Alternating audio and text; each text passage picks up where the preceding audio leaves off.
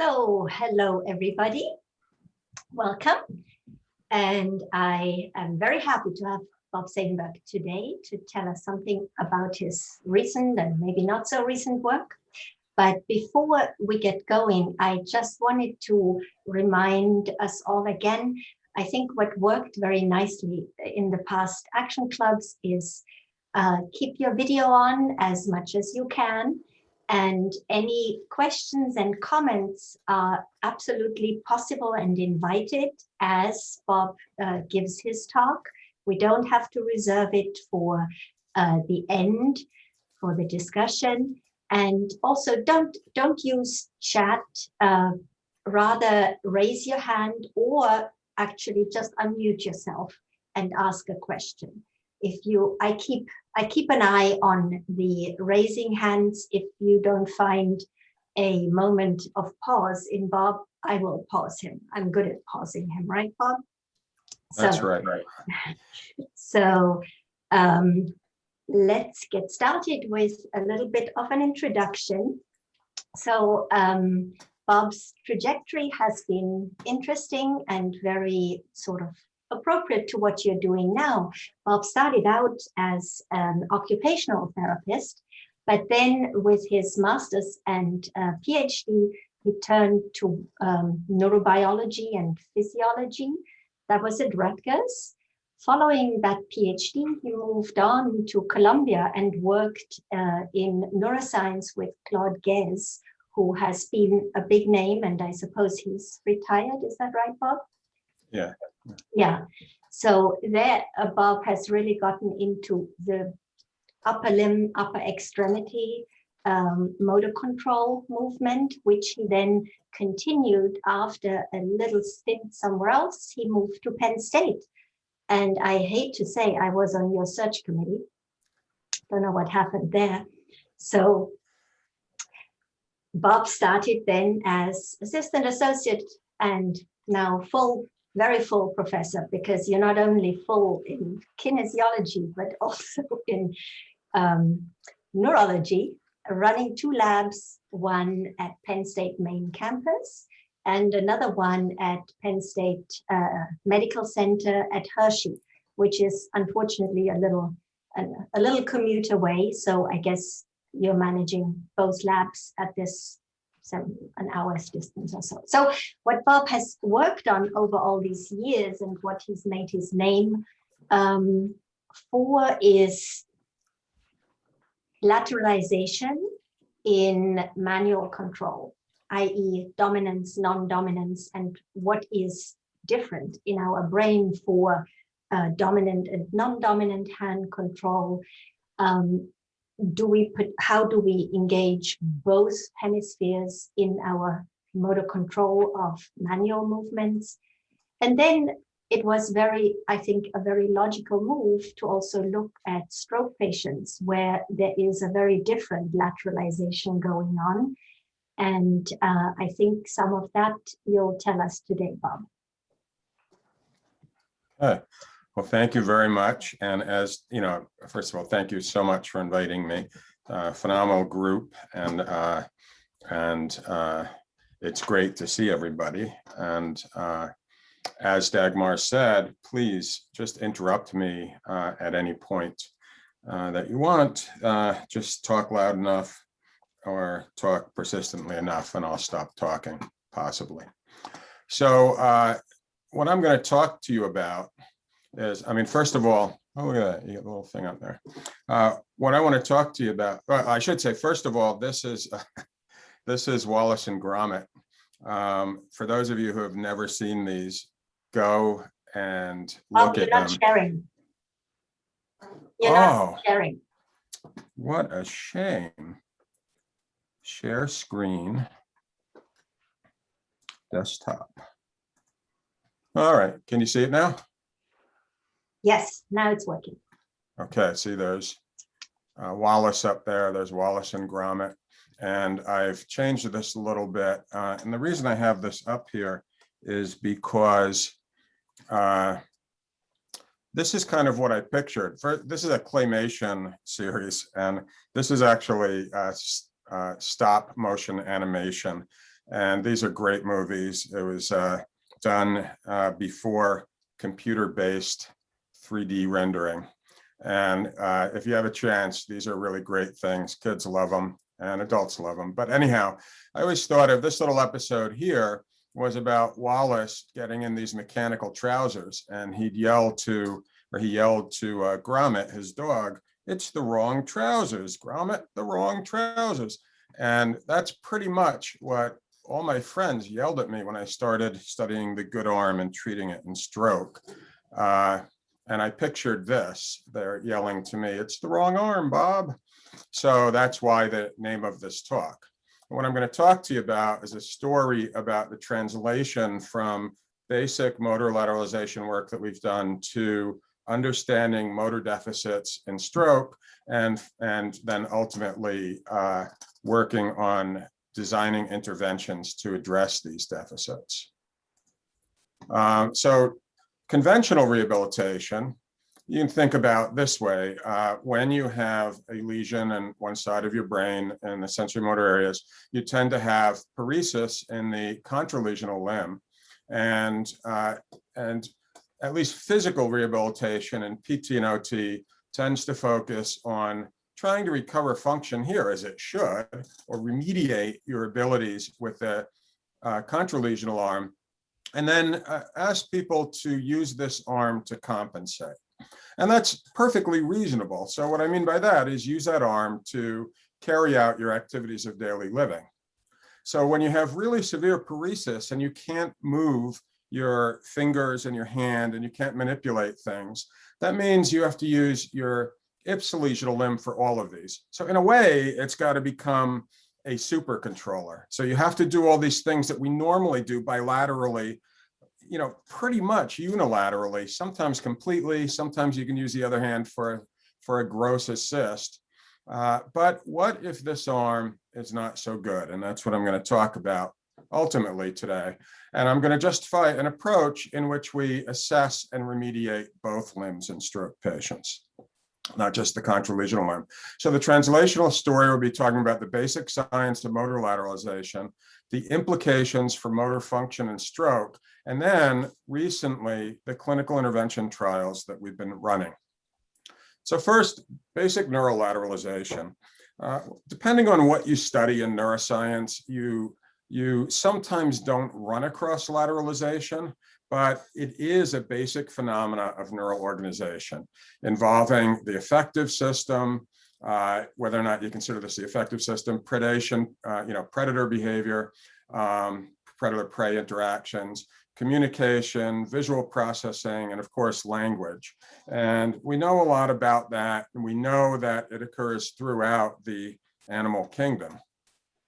As a matter of fact, Leslie Rogers and her colleagues published a lot on bringing to the integration of literature across the animal kingdom over years and years, looking at lateralization of the brain. And they came to this conclusion, and this was a great article in Scientific American. And I know a lot of people think that's not a scientific journal, but boy, those articles can be really something. And this is a real integrative article. If you have a chance, I recommend reading it if you're at all interested in this. And they came to the conclusion that left hemisphere over a lot of species, more often the left, but what they really might have said is one hemisphere is specialized for dealing with ordinary, familiar, and predictable patterns of behavior, and or environmental circumstances too. And then the other hemisphere specialized for detecting and responding to unexpected things in the environment or in the internal environment. And that's kind of relevant because I think, and I'll be presenting data here to suggest that motor control in humans really fits well into this scheme. One hemisphere, in terms of arm motor control and its contralateral arm, perform best under predictable conditions, and the other one under unpredictable conditions. And I'll show you evidence for this. The reason I keep looking down is because I have two screens and you guys are down on the bottom one. I don't know how else to deal with that. So a lot of the stuff I'm going to present as reaching paradigms in this planar reaching system, and people put a cursor inside a start position and then move to an end position and get points for it. There's variations on this scheme that I'll describe, but that's a lot of the stuff that I'm going to describe to you. So, our first foray into looking at lateralization told us a lot, actually. We had people move with no visual feedback really fast toward targets. And what happened was this. When they made movements in certain directions, especially the medial direction, the non-dominant arm made these big curvatures and the dominant arm made less curvatures. And when we looked at the kinetics of the movement, we found that the non-dominant arm was using more energy to make these movements, to go the same speed to the same place. And, if you look at this movement, you can think of it, it's pretty easy to see why you need more torque. This is muscle torque here in red. And the reason is because they're initially moving their elbow out, and that increases whole limb inertia. Their shoulder has to move. The dominant arm, not so much. And the more interesting aspect of this, now I've plotted the left in blue and the right paths here in a right-hand coordinate system. So these are actually all as the left hand were right hand, so that you can compare the kinematics, and you can see that the left hand is always going lateral to medial and the right hand medial to lateral. And another important feature of these movements is that the right hand could make whatever elbow accelerations it wanted, independent of, or any, whatever shape it wanted. Here I have direction change, independent of the interaction torques here quantified at the elbow for a particular reason. That's where the intersegmental inertial interactions were largest for this movement. Whereas the left hand, the curvatures that it made were essentially enslaved, and here's the R squared, to these mechanical interactions. And so we can slowly. What are you plotting where you say they are enslaved? So this is the curvature, a measure of curvature, direction change of the left hand, plotted against interaction torque amplitude at the elbow. And those particular things are plotted. The direction change gives you that sense of curvature that you see in the hand paths, and the interaction torque at the elbow for these movements was really important in defining the ability to move, in the right hand's case, medially and then laterally versus laterally and medially for the left hand. So in this case, these differences in curvatures seem to be important in conserving energy, if you look at it that way. But the point that I'm trying to make here is that, if you were to take your dominant hand and you were to make a big circle on a blackboard and then take your non-dominant hand and do it, your non-dominant hand circle would be a lot more squished. It would look a lot more like an ellipse. And the reason is because your non-dominant hand isn't doing what you're imagining you want it to do as well as a dominant hand. And what Natalia Donskaya has shown in a series of articles is that squishiness of the circle comes from the apparent inability to handle the inertial interactions between the segments. If you give That's them, what I'm trying to get across here. if you give them visual feedback, do you still get this dominant, non-dominant asymmetry? Yeah, with visual feedback, I mean, there's two things you need to really see this.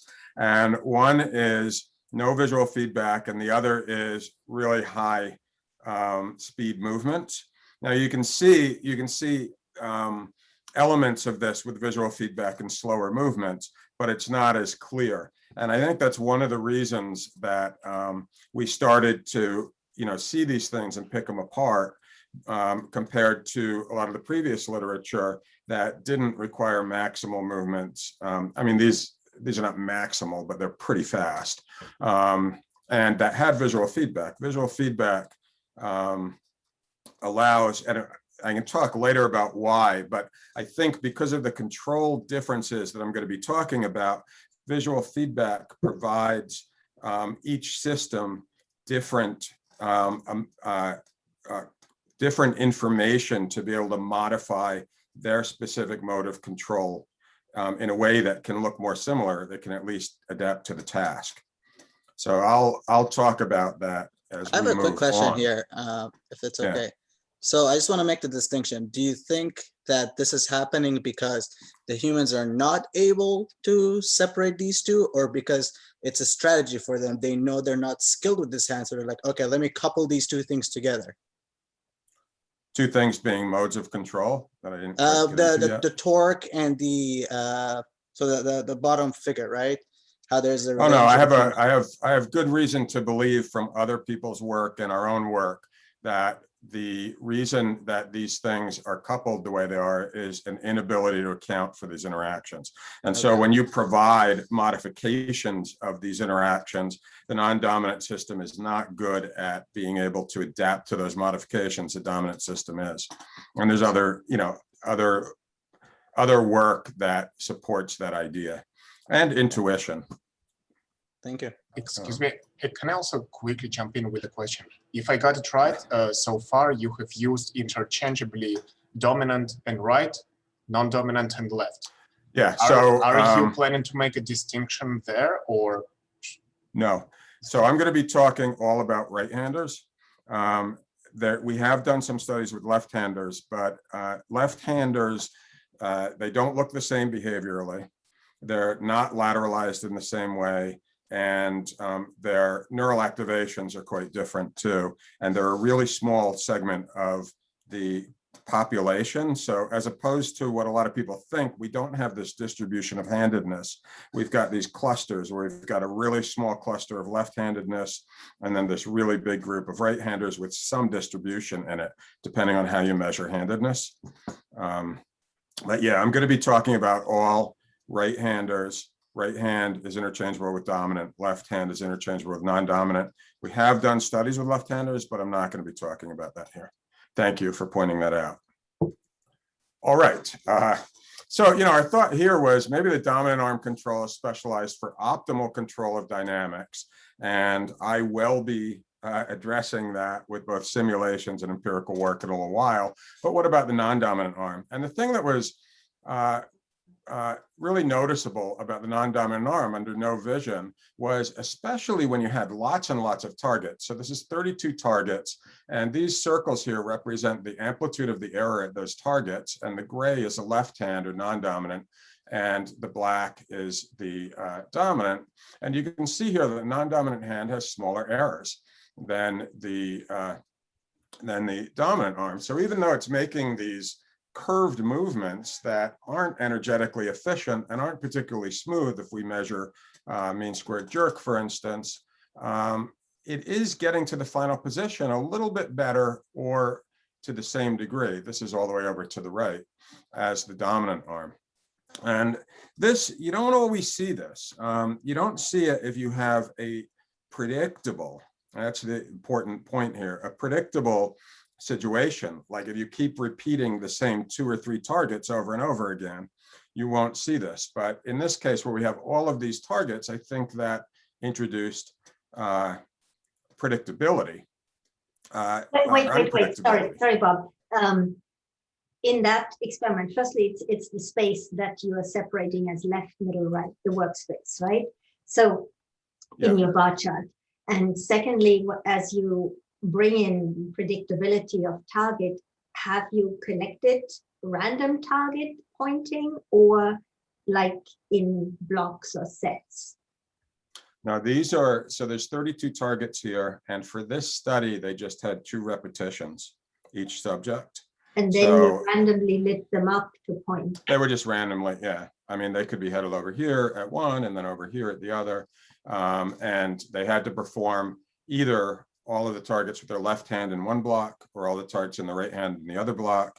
And the order of the blocks was interchanged in different subjects so that we didn't have an order effect. And you were talking something about predictable targets, so you only had 2 repetitions. So maybe just say that one more time. Right. So I'm going to address that now. So what, by the way, that was Andrzej Pszebala, who was a postdoc with me, did that study. And this is Brooke Dexheimer, PhD student. I'm sorry. Yes, Dexheimer. Yeah, that's her married name. And in this one, we did more blocks than 2. And we had people perform in the same way. And here you have final position error normalized to speed. And you'll see that in the first block, the left arm has this tremendous advantage. But then as you move on, the advantage goes away. So the more predictable the task becomes, the advantage of the left arm goes away. And so that's part of the evidence that makes us think that the right arm performs better under predictable conditions, but I'll show you additional evidence in a minute. So this is kind of our scheme, that we have this thing that we think of as a forward dynamic system, but also incorporating feedback, and an impedance control system. This one functions under unpredictable conditions better, and this one under predictable or consistent conditions better. Now, I will get to the issue of the features of the controllers in simulations and empirical stuff later. Hey, But Bob, according to this hypothesis, can I ask a question first? So in those last two slides with the data, you were showing that it was no vision conditions. And so is it entirely without vision, or did you in between trials provide them with feedback to get back to the start position? No. So let's see. They had no vision during the movement, and they had vision around the start position, so they could get into the start position between trials. So it's got kind of close to the start position. But what really seems to matter is the vision during the movement. And we think that what the vision during the movement is doing is giving the dominant system a lot of information to be able to set initial conditions for its forward predictions better. And that's based on data that'll come later in the talk, but it's also based on our understanding of how vision contributes to planning movements from the work that we did in diaphragmated patients with Claude. Thank you. Thanks for the question. So according to the hypothesis, I have a question on the previous slide, if you don't mind. Go ahead. The one before. Go So is there any way to quantify error as a function of the angle of the arm reach? And also, how did you normalize this task for the physical aspects of each subject? Because this is a very different task depending on your arm length. All right, so answer to question one, yeah, of course. I mean, you can normalize anything. We didn't hear, this is just absolute error. Two, these targets were set to 80% of the forward reach and the end of our workspace, our physical workspace, in terms of lateral. So they were adjusted to the subject's dimensions. So that's that. All right. So again, the hypothesis of lateralization is that the non-dominant arm should do better under unpredictable conditions, the dominant arm under predictable conditions. And so this is Vivek Yadav of a previous postdoc. And what we did was using a two-segment robot arm, we introduced curl fields. We introduced an inconsistent field. And what that means is the field was always in the same direction. It was a velocity-dependent curl field. As a matter of fact, it was a velocity square-dependent curl field. And it could be of different amplitudes.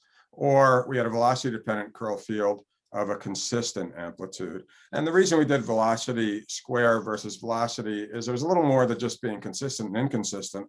Our hypothesis is that the dominant system does better when it has to predict. And the velocity square field changes more rapidly than the velocity field. And also with a really simplistic view of an impedance controller, because a component of impedance that we think is controlled is velocity. If you have a field that varies with velocity, it may be more amenable to impedance control.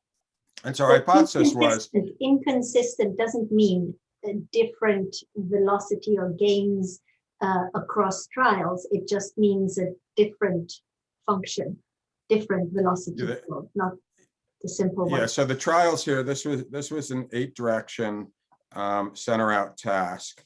and of the, same amplitude, kind of like typical paradigm. And inconsistent just means from one trial to another, your field could be a smaller or larger amplitude. I see. So you don't really know what's coming. So you can't completely, count on it. And then the consistent field, it's always the same. And we predicted that the left arm would do better. So the non-dominant under the inconsistent field, but the dominant one under the consistent field. And in fact, that's what we found. We found a strong dominant advantage. We have linearity deviation, which there's lots of ways to quantify how well you do with a task like this. A lot of people do lateral deviation. We did deviation from straight line, measured as the minor axis over the major axis of movement, and mean squared jerk. And so smoothness and linearity deviation, and the dominant arm had a great advantage in the consistent field, but it had a disadvantage in the inconsistent field, where the non-dominant arm had the advantage. So we thought this is pretty good evidence that predictability has something to do with these controller differences. So this kind of fit Rogers' model. So the left hemisphere specialized for predictable circumstances, right hemisphere for unpredictable. And what we're looking at in motor control is something that we think of as dynamic, making dynamic predictions, something that people think of as controlled through internal models, forward control of dynamics, or at least anticipatory control of dynamics, and impedance control that's well characterized by the equilibrium point control hypothesis. And we've actually formalized this. Just quickly, on your previous slide, a comment, because these are, the next slide, the results here, because these are very big differences. That's a huge result. And, just my intuition says, wow. And we're not aware of that, right? Are subjects aware of it? Because generally, no, I mean, one of the really interesting things, right? So even the stuff back here, these advantages of the non-dominant arm, subjects tell you that they did worse with their non-dominant arm. And they say the same thing. Now, we never did, because I've always been scared of trying to characterize, declarative cognitive knowledge. So we never did a systematic study of that, which someday, maybe before I die, I will. But my thought on that is it's the mode of control. When you're specifying, for instance, an endpoint, and then you're allowing things to just happen to get there, or you're predicting things in advance, you feel more in control with the predictive control. And so I think people, even though they're not doing as well, they feel more in control. And so they have a sense of agency that makes them feel good about what they're doing, and they tell you, oh, I did better. But keep in mind that all of this is without vision. Again. So actually, this was with vision. I'm sorry. You couldn't do this task without vision. So this one, where we have perturbations, you get vision. And you still have these differences. So now I want to get into the brain, and we're not going to quite get into the brain yet, but we'll do that with the patients. But I want to clarify that our model here is really a hybrid model. It's not that one side contributes to one arm and the other side to its arm, but it's that both of these mechanisms that I'll call here impedance, right hemisphere, dynamics, left hemisphere, are contributing to both arms. And that's a model that we have. And so that's a hybrid model. And so Vivek, and we have a few variations in this. Bob Scheidt was involved in a very similar simulation and work that I'll show in the efferent patient. But this is basically taking two modes of control, a forward dynamic controller, an optimal controller, and an equilibrium point controller, what Tamar Flash used to call a stupid equilibrium point controller. It's an endpoint equilibrium controller. And the optimal controller has three costs: energy, position error, and velocity error. And the impedance controller is pretty understandable: stiffness and viscosity, where the final joint angle is the correct position at the end of the movement. And so what we did was we put these things in series rather than in parallel as a first guess at how this thing might work, recognizing that you always have to start out with some best guess to get you accelerating. And then you always have to stop with some sort of, stiffness viscosity system. So here's our combined control. And what I have here is a demonstration of the simulated paths. Can When you we start out with the equations up again, just slide back Sure. with the equations? Yeah. So the combined controller has a constant that's either W or 1 minus W, which means that at any time that constant will be a combination equal to 1, so that you could have like a quarter this controller and 3/4 this controller. But what I'm going to show you on the next slide is that we really have a very quick transition between controllers. So we have a switch point. You start out with your optimal controller, and you can either jump right into your endpoint impedance controller right away, in which case you'll get this movement when we simulate the paths for a typical subject's inertial configuration. And when we change, you can see the red is the optimal controller, you get straighter and straighter movements. And when we look. Question, Bob? Yeah. On the previous slide, the theta subscript F, was that a constant or was that varying? The phi this is a constant because. So how come theta, how come the theta subscript F dot is not just 0?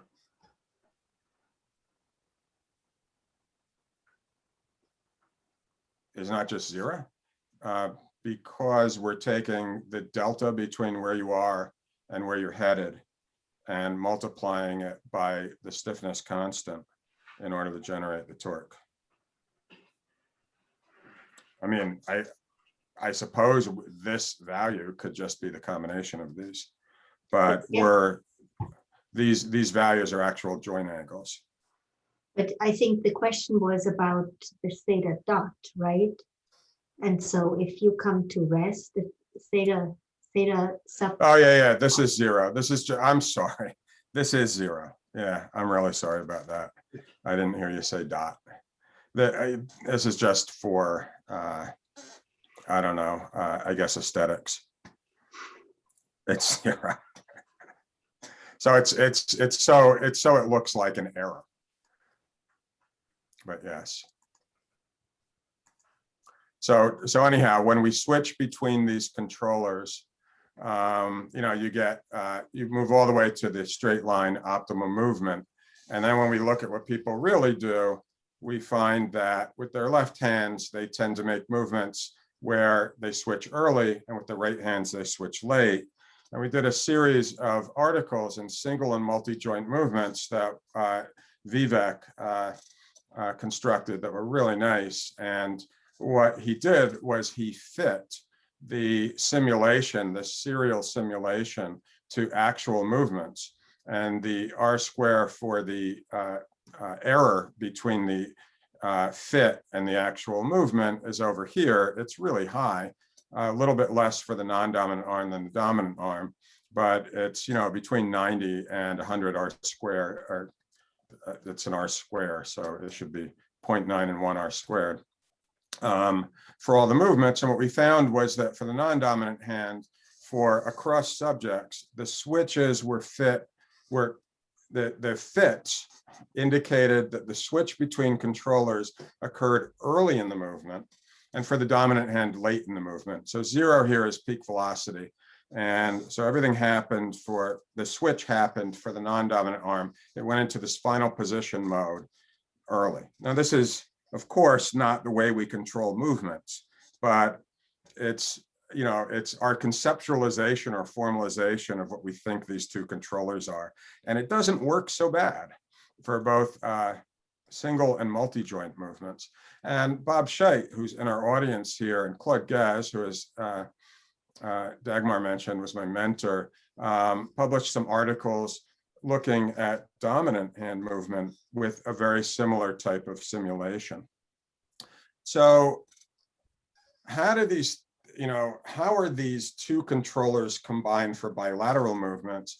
And this kind of provides a context for what we're talking about. And now you can kind of understand when you look at this, what we're talking about. One hand's better at impeding imposed forces, and the other hand's better at, well, imposing forces. So holding bread and slicing it, hammering a nail. So with Elizabeth Wojtowicz and her mentor, Jill Whittle, we designed a task with a spring between the hands. We displaced the cursor so that one hand had to keep the cursor in a single place while the other hand moved another cursor. And so the result is you're stretching the string in all these different directions. And here are the different directions that we moved. And of course, we had people either do the task with the right stabilizing or with the left stabilizing. And these are just the inverse dynamic calculated torques and for the stabilizing hand. And basically what you can see is that the muscle torque counters the spring torque much better for the left stabilizing task than the right stabilizing. Also, some features you can see is, as we've seen before, the right hand, even with the spring, moves straighter than the left hand. But the big deal is that the right hand, which was what we think of as dominant, was worse at this task. It couldn't stabilize as well. And so it moved more, which is what you see here, no matter where we're moving in the workspace. And when we calculated endpoint compliance or individual joint compliance, elbow or shoulder, we found that the right hand across subjects had higher compliance at the elbow joint, and you can see that by the fanning out of the forearm here. And if we measure it as hand compliance, same thing. How did you measure that? As part of the movement or separately? How did you measure that? Compliance? Yeah. So compliance we measured in two different ways. We either took the average displacement, depending on whether we're in the hand or the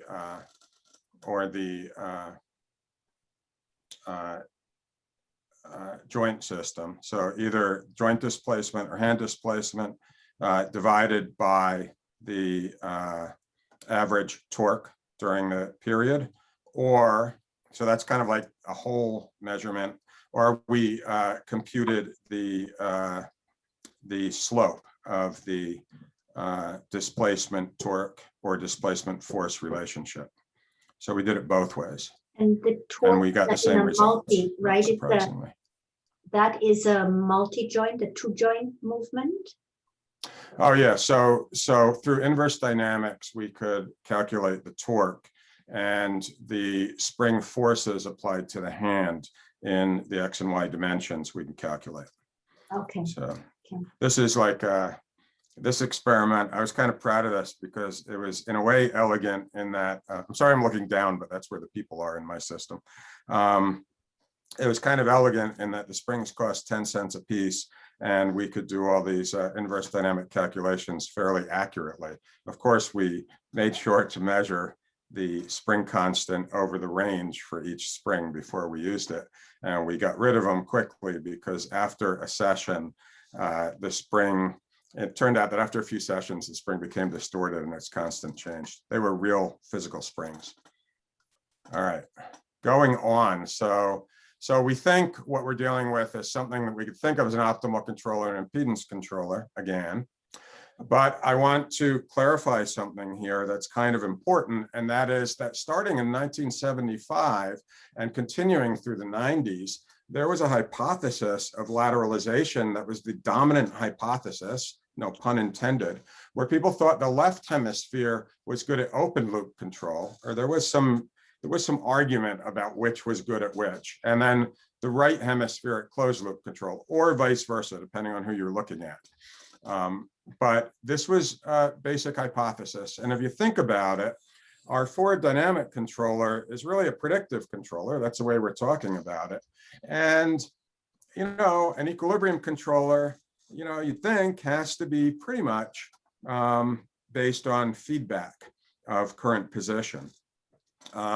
So how do we get around this conflation of open loop optimal control and closed loop impedance control? How do we disentangle this? So the way that we did it was very recent. We had the opportunity to study a deafferented patient from this point of view, looking at lateralization. So human deafferentation is something that's been studied quite a bit. A lot of you are probably familiar with a lot of the work that's been done. My dissertation was done with 3 patients with deafferentation, 4 cases, and now there is one more case that looks like it's congenital that Chris Mial has had access to in Minnesota, and I don't really know who else. But there's just been a few cases. They seem to be post-viral, and they seem to result in, or I shouldn't say it that way, they result in loss of large diameter sensory fibers with no loss of small diameter sensory fibers and no loss of motor fibers. So you have a pretty pure deafferentation. And for the patients that we studied, this deafferentation was below the neck, there was some sparing in the trunk in the patients that we studied. The one that I'm going to show you, GL, there was some sparing in her trunk, but the shoulder girdle, no obvious, no 2-point discrimination and no ability to report position. Just curious question, basic, you said no small diameter sensory fibers lost. Why is that important? It's just a specific loss of what we think of as proprioception, but also, so Pacinian corpuscles, what do they give us? They give us dynamic information about, perturbations to the surface of the skin or kind of deeper than the surface. Vibration is the way that you measure Pacinian corpuscles. You take a tuning fork and you ask people whether they just feel pressure or they feel the vibration because they're rapidly adapting.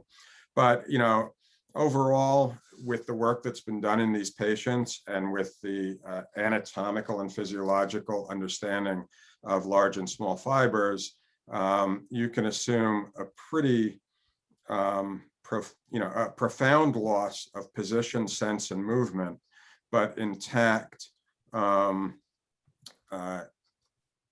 it's called crude touch, non-discriminative touch, and pain.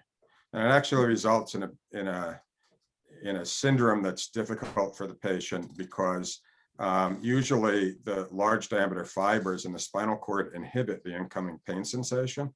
And so touch can be very irritating, if not painful, with the loss of the large fibers.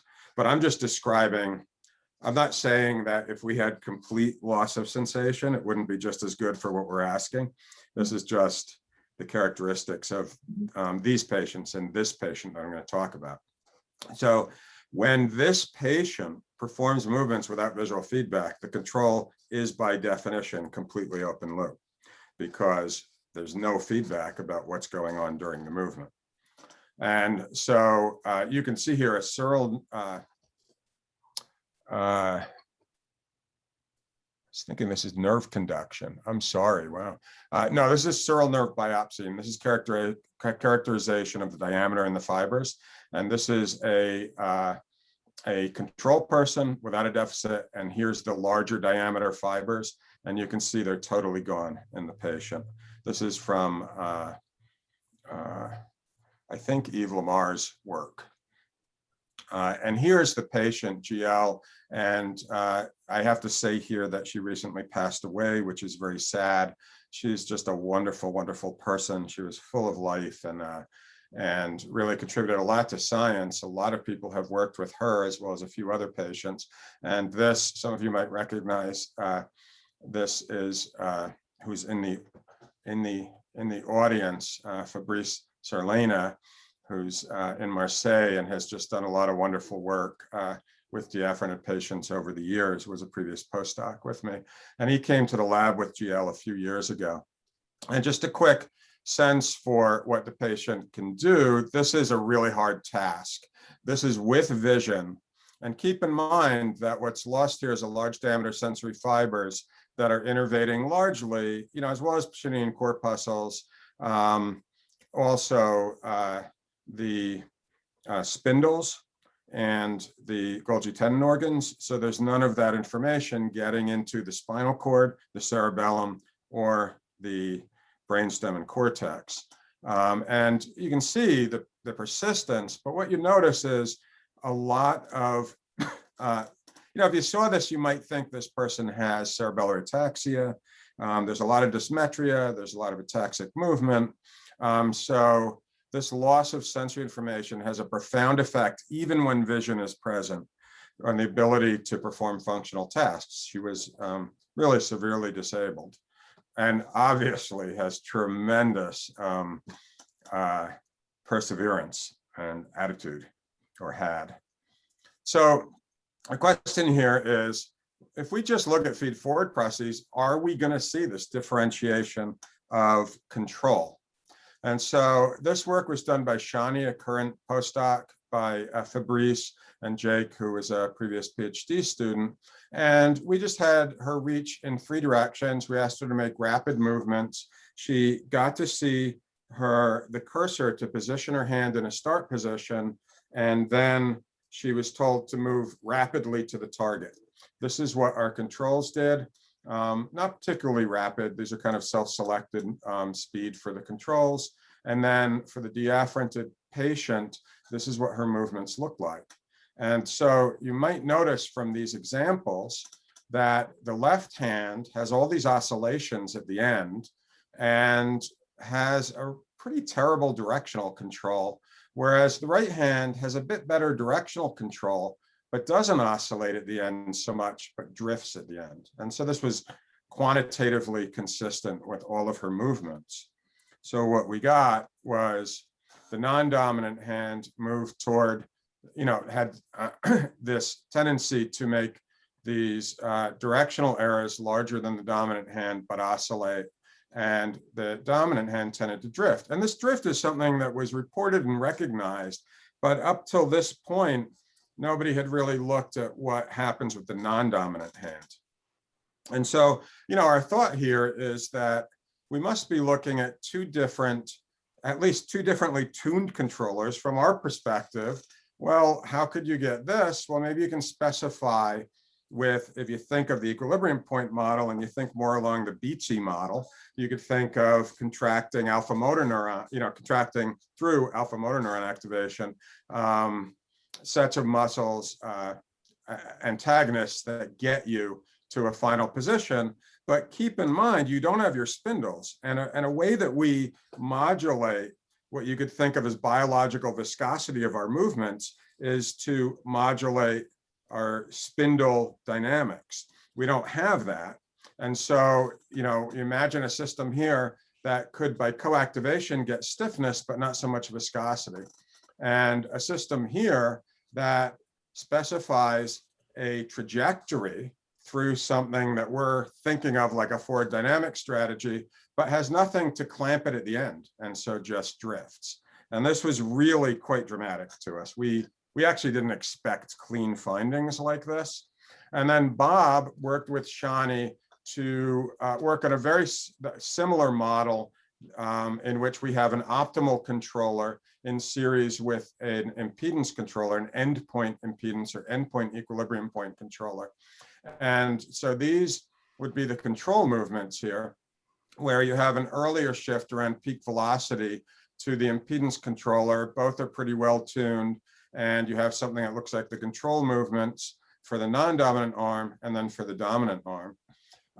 And here's the deafferented. Our simulation here assumed high stiffness and low damping for the final for the impedance controller, and a very early switch. And what we got was this large directional variation consistent with what we saw in the patient, and then this high oscillation, a lot like this. And then the oscillations, the oscillations don't seem to be corrective. They're just endpoint lack of stability. Yeah. Yeah, I mean, you have to assume, like if you look at this one here, it's kind of impressive that the mean of the oscillations is not that far from the target. So that's kind of cool. And here, yeah, here's the mean. The mean is at the target because this is a simulation. And so we're actually specifying the equilibrium point as the target here.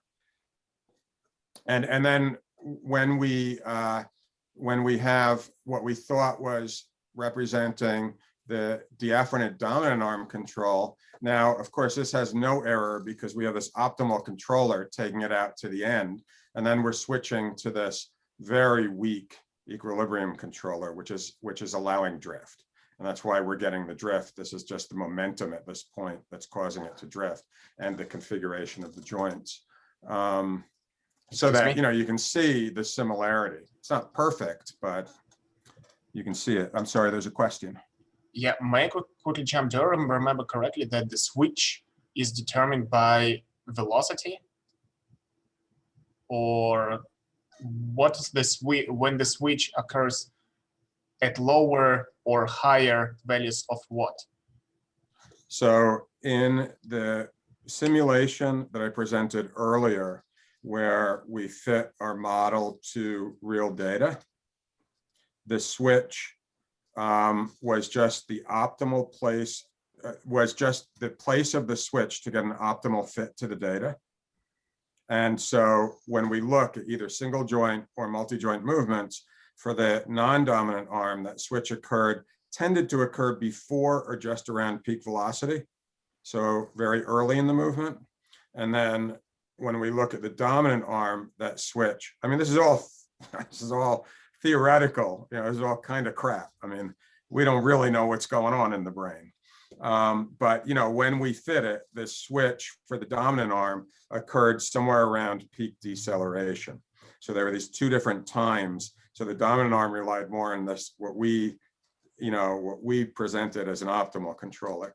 In this case, we just chose switch points that seem to reflect the data. And then we theoretically adjusted the stiffness and damping based on what we thought was going on. So this was more, I don't know if Bob wants to say something here, but this was more of a, what's conceptually reasonable to imagine. So it's something like a phase of the movement. It's more like a phase of the action, phase of the movement, not necessarily related to speed. And then you study how that phase of switch might be related to some kinematic parameters. Well, yeah, the switch has nothing to do, it's not locked to any parameter. It's when we did our simulations previously, it was the output ultimately of the optimization. That was the open parameter. I say it like that because we had embedded optimizations to get to that point. But ultimately, we said, once we have everything fit, where do we have to switch this point in order to fit the data the best? And in this case, this was more of a, I don't know if you want to chip in here. Bob did the simulations here, Bob Scheidt.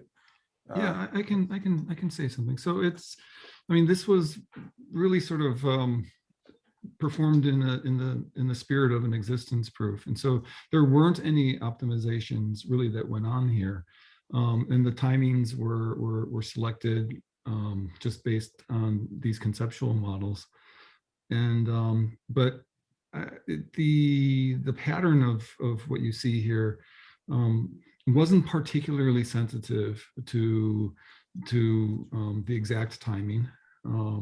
You could move it around a little bit, but generally speaking, if you had the later onset of the stabilization phase, you would get what you saw on the bottom right, and earlier on you would get more of it what you would see in the upper right, and there was and also the relative aspects of stiffness and damping. It wasn't particularly sensitive, but the features varied, right? So if you had higher stiffness, you would get a higher natural frequency. Oh, and one thing that we did do though is that we looked at the frequency of oscillation the actual movements, and we did tie the ratio of stiffness and damping to that natural frequency of the actual movement. So that was tuned to the human movements, but generally speaking, the characteristics of the fits weren't particularly sensitive to the specific choices. So what? Yeah, thanks, Bob. Go ahead, Quick question. Do I understand correctly that you're getting more oscillation around the shoulder than around the elbow? That's what it looks like. Is that correct? I don't remember offhand, but I think there was more around the elbow. I mean, if you look at the diaphragmatic path there, that oscillation is basically perpendicular to the configuration of the forearm, and it's more parallel to the configuration of the shoulder.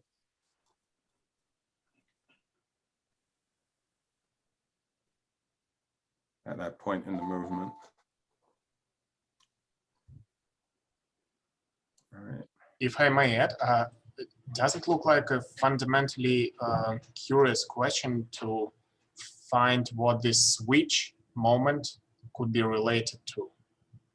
Is it something about how humans perceive the movement via their whatever proprioception, or is it visual feedback, or is it some higher? So, you know, after doing this study with the diaphragmatic patient, what was striking about these findings was that we had never seen these two controllers express themselves so kind of purely, you know, and so our thought here was that maybe proprioception, and it would make sense. So if you're going to switch the timing of control, it would make sense that proprioception would be a great signal to use, because you don't know what's going to be going on during your movements or when you're going to have to kick in that impedance. You know, vision's kind of slow. This was done without vision. By the way, when she did these with vision, we got the same difference, but it was more mixed. So even though we got higher oscillations and worse trajectory in the left, it wasn't as pure. So I think it's feedback, yeah, and I think it's normally there's a big role of proprioception. And I think something that also to point out here is that this is, you know, what we saw here, and the reason that we ended up using this simulation is because we saw this oscillation and thought strong spring, weak damper, and you know, some set point in the middle, which wasn't too far from the target. It made a lot of sense to us.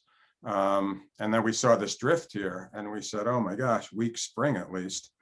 And in fact, you know, here you see that the drift is carried by the momentum at that point. But anyhow, I think the modeling is interesting, and not whatever you called it earlier. So it's very interesting, but it's interesting in the sense that you could now look into the brain, but do you see any sign of your optimal controller impedance is the way you introduced it in the different hemispheres. So is there any kind of EEG, MEG, time-dependent measures that show that there is a relative weighting of the left and right motor cortex? Relative weighting? I think one of the problems, so absolutely from EEG and from fMRI, we know that unimanual movements recruit both sides of the brain. We know that. We know that that this is through, you know, largely colossal fibers. But no, nobody has done these specific studies yet using a model like ours in which they're differentiating tasks. So a lot of the tasks being done is the same task with the right and the left arm. They're not differentiating the phases of movement and stuff like that. So I haven't seen that, at least.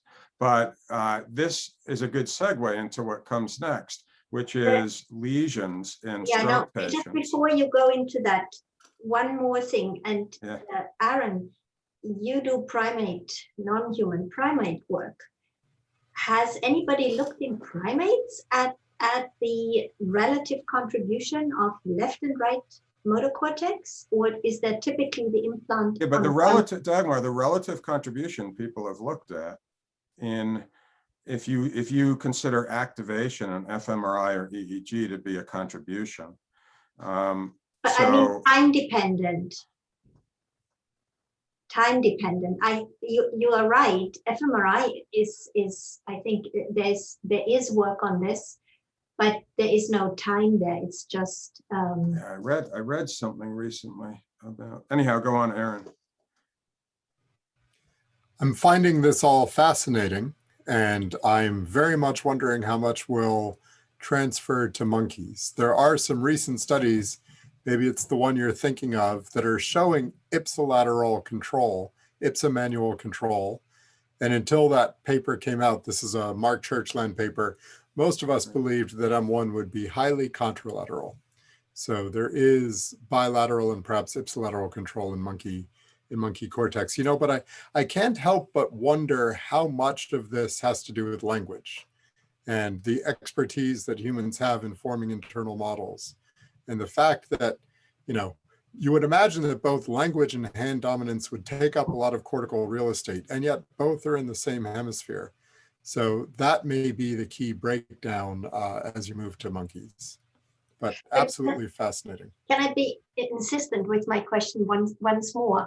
And that is the time course of activity across the two hemispheres in a way that Bob and Bob suggest with the model, that there is a transition between what is supposed to be in the right hemisphere and then in the left hemisphere. So has anybody looked at potential reweighting during a single reach of left? Let me point something out here, and this will be more apparent soon in the talk. We are not suggesting that any of this is happening in motor cortex per se. Mm-hmm. So, when you're talking about relative timing, you have to ask where, and and then when. And I totally agree with you. I think a great way to get into this in humans is TMS. Once we have a good idea where things are happening, then we can start to disrupt those things in a time-specific manner. And we've certainly talked about that. I'm not aware of anybody having done that though, because I don't think that this model is something that people have, taken into primate work at this point. And also we got to keep in mind, and by the way, Aaron, I'd like to talk to you about the language thing. I've thought, written, and talked about that a lot. I don't think that hand dominance and language or other lateralizations were necessarily tracked together. But I'd like to talk about that at some point, even offline with you. It's an interesting topic. Let's reserve it for the discussion. All right, so again, we have a hybrid control model. The idea is that both hemispheres are contributing to control of each hand. And now this predicts that if we get rid of a hemisphere, euphemistically, so if we look at somebody with a relatively severe middle cerebral artery stroke, then we will get a paretic or bad arm, and we will have an ipsilesional non-paretic or good arm. And our hypothesis is somewhat unique in that we predict that the good arm is going to be not so good at the thing that was supposed to come from the ipsilateral hemisphere. And so vice versa for the other hemisphere. And so I'm just going to show you two studies, but I'm going to, try to convince you by showing you all the studies we've done over the past 15 years. So these studies I started to do about 15 years ago with Kathy Holland, who's a neuropsychologist in New Mexico, is wonderful. And Sydney Schaefer was a student of mine then. Some of you might know her. And we started out by doing a few studies and by just asking if we had relatively large, these are overlap lesion maps, left hemisphere and right hemisphere damage. And we looked at these reaching movements made without vision with right hemisphere and left hemisphere damage with the good arm, what will we see? And basically, I like this demonstration because it differentiates. So these are the controls making these fairly slow movements that have some differences between right and left, but not dramatic. And here's our LHD patients with these very curvy linear movements that yet get to the final position pretty well. In fact, if we look at the variability in position at peak velocity, it's really high, but the variability at the end of the movement is really low. And this is consistent across all of the subjects. This is just a ratio of variability. If it's going to be below 1 if it's higher at the end than at the beginning, and above 1 if it's higher at the beginning than the end. And this is a typical RHD patient or right hemisphere damage, where we have the high variability at the end and lower variability in the beginning. So this has been pretty consistent study after study that right hemisphere damaged patients show problems being able to come to an accurate and stable final position, and left hemisphere damaged patients have trouble making straight and accurate trajectories, but they don't have a lot of trouble correcting back their movements. Quick thing, maybe I just missed it. These are right-hand dominant stroke patients? Or they're all right-hand dominant, yeah. So in this case, I fall back on my argument of studying right-handedness before we try and figure out what left-handedness is, due to the heterogeneous nature of left-handedness and the homogeneous nature of right-handedness. But also, we would never get the patients with the inclusion criteria grouped with left-hand patients. No, I just wondered. I shouldn't say never, but it would be really hard. Okay. So, you know, this is where we get to the parts of the brain, but I'm kind of skipping over a bunch of studies we did, just giving this as an exemplification. So the next thing I'm going to show you is a visual motor rotation adaptation. And the kind of cool thing about this study is it captures these elements a little bit more clearly. The ability to learn direction, and we have a direction problem here, and the ability to correct back to the final position when you make a error, because the visual motor adaptation paradigm imposes a perturbation at the beginning of the movement. But the other thing that we did that was unique here is we looked at focal lesions. And so we looked at the 4 parts of the brain for those anatomists out there: the front and the back, the right and the left. And we got people with focal lesions.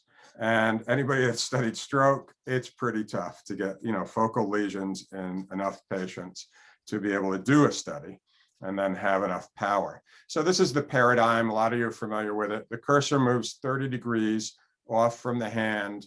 And I'm just showing you as we go through learning, you get, this isn't 3 movements. This is 3 movements throughout about 150 when we're moving in an 8-direction paradigm.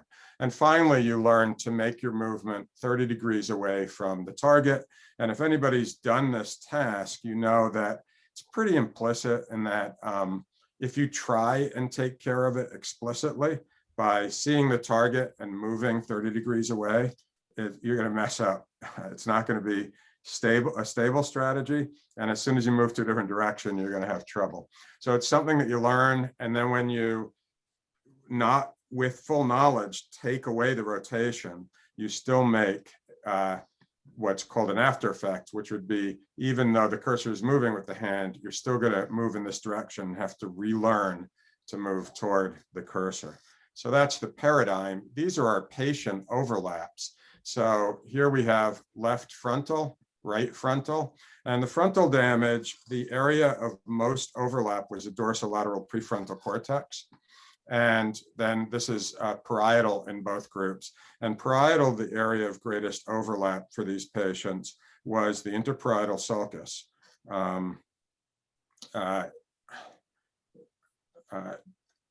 I can't get more specific than that, actually, off the top of my head right now. This work was done with Kathy and with Pratik Muta, who's earlier PhD student of mine. And basically, I just want to show you, these are adaptation plots for position error and what we call trajectory error, which was this deviation from linearity. And what happened was that if you had right frontal damage, you started out having larger positional deficits. In other words, with your initial movements, you didn't correct back the way that a non-damaged person did. And it took a really long time to be able to make accurate movements. But at the same time, you made straighter movements all along. So they're kind of saying the same thing. What you did with right frontal damage is you learned the directional perturbation, but online you didn't do these corrections. And so you just fanned out these straight movements until you got accurate. Now, if you had right parietal damage, you looked just like controls. So it didn't do anything. If you had left parietal damage, you made very curvy linear movements like I showed you before, but even from the very first movements, you did your correction better. So controls are not able to correct very well. They don't have a lot of time to correct. So the movement's over in whatever it was, like 1 second. And so the controls just stopped away a little bit away from the target, whereas the patients made these curvy movements, but they actually corrected back better. And if you had left frontal damage, you looked just like controls. So we got a double dissociation here. If we had left hemisphere damage and it was frontal, we had no deficits in this task. If we had right hemisphere damage, it was parietal, we had no deficits. If we had right hemisphere damage and it was frontal, we got position deficits. And if we had left hemisphere and parietal, we had trajectory deficits. So this is, an example of one of the studies that showed us this double dissociation like the previous one did, but really focused in on this issue of position, what we're calling position deficits that we think are dependent on this impedance control mechanism. But we can't, with the data that we have, with assurance say that's the case. We just know they're position deficits. Can you spell out just a little bit how the frontal damage is motor cortex part of frontal, right? No.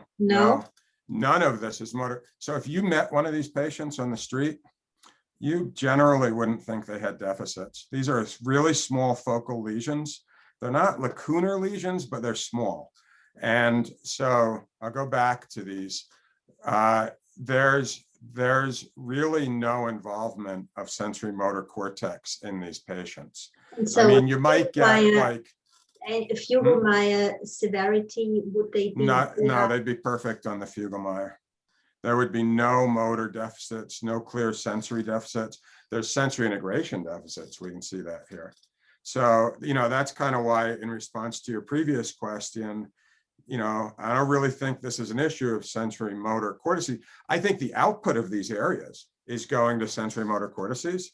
And so we might actually be seeing these switch points, if they really exist, in sensory motor cortices, but as a result of output from these other areas.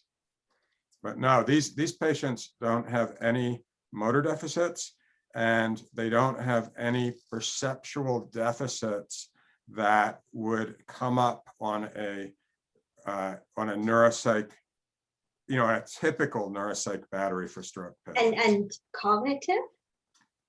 Cognitive, they're seemingly fine. So we're talking, yes, you could design, knowing about the brain, you could design tasks that they will do bad at. And Kathy surely did that with these patients. But they're not typically the kind of clinical deficits that you think of when you think of stroke patients. So it was and how do you sort of interpret the posterior versus frontal in sort of neurophysiological, anatomical terms? Well, I think the frontal damage kind of made sense to us because we thought of that as more of an online processing. But, other than that, and the posterior parietal is clearly involved in planning movements and integrating proprioceptive and visual information. But other than that,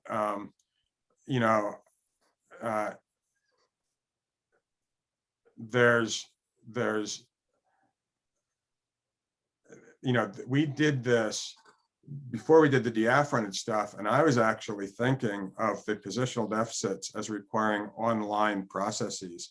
And we're dealing with dorsolateral prefrontal cortex, which might be supplying motor cortex with the relevant stimuli to stabilize that or something along those lines. But, you know, after the diaphragmated stuff, and we're seeing that, you know, a big part of this position of control is feed forward, could be the same, but I don't really have a great explanation for exactly what, you know, this area of right frontal is. But either way, we know there's specifics here. And so this study is giving us the ability to start doing TMS. As a matter of fact, we just got a TMS system and then COVID happened. So, okay, so we go there. And what are the clinical implications? So I just want to show you these. These will be fairly quick, and then we can get into discussions. But, you know, the first thing we did is say, wow, these patients that we keep getting in, they're having problems with their ipsilesional arm. I was an OT. I knew this. Therapists know this. Physicians know this. P&R physicians and neurologists know this. Patients know this. But everybody kind of writes it off as, you know, post-stroke fatigue, cognitive issues, postural issues. And so we had this insight that, no, these are actually problems with movement. And so what we did was we took 110 stroke patients and we did clinical tests of their ability to perform with their ipsilesional arms. We took left and right damaged patients who were either mild, moderate, or severe. And this study was published last year by Candice Menza, who's a lab manager and grad student of mine. And we used the clustering into these groups from a study that was done by Liz Wojtowicz, who did our bilateral study. But she didn't do this study with us, but did this great study clustering mild, moderate, and severe. And so we got these clusters that were pretty well. We got very mild. This is the Fugl-Meyer, upper extremity Fugl-Meyer. If you're at 66, you're perfect. You're just like somebody who hadn't had a stroke.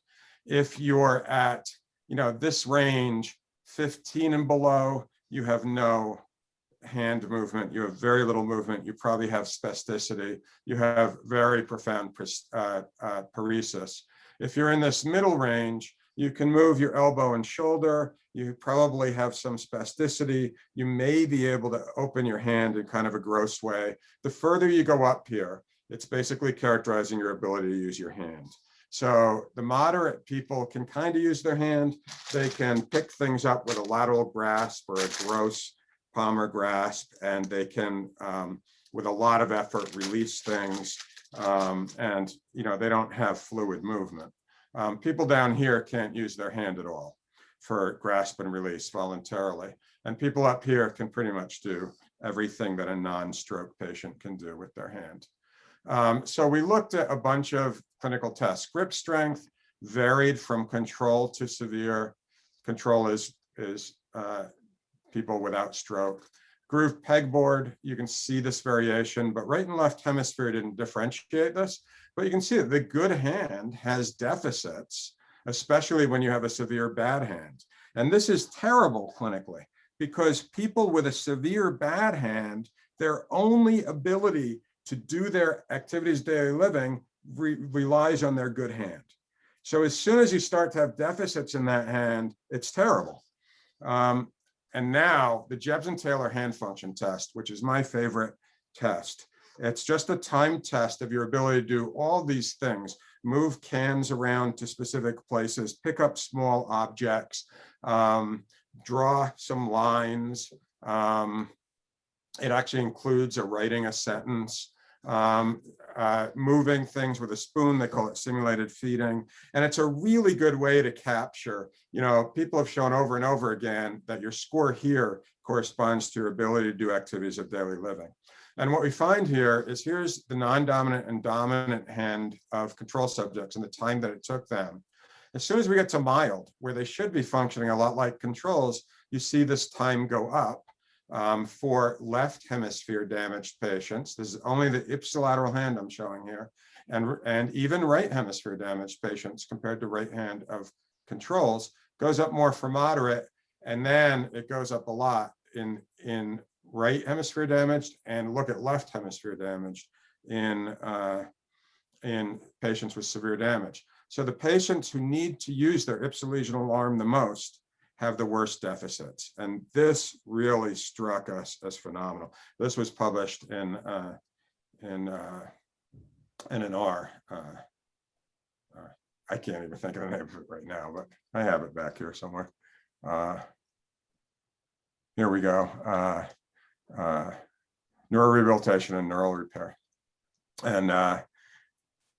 And so if we look at correlations between something called the functional independence measure, for those of you with clinical backgrounds, you hate this, but every measure of functional independence is a patient-reported outcome, and they're not great. They're scale, how independent am I at doing this? But we chose stuff that involved, there's a self-care portion that involves using the upper extremities.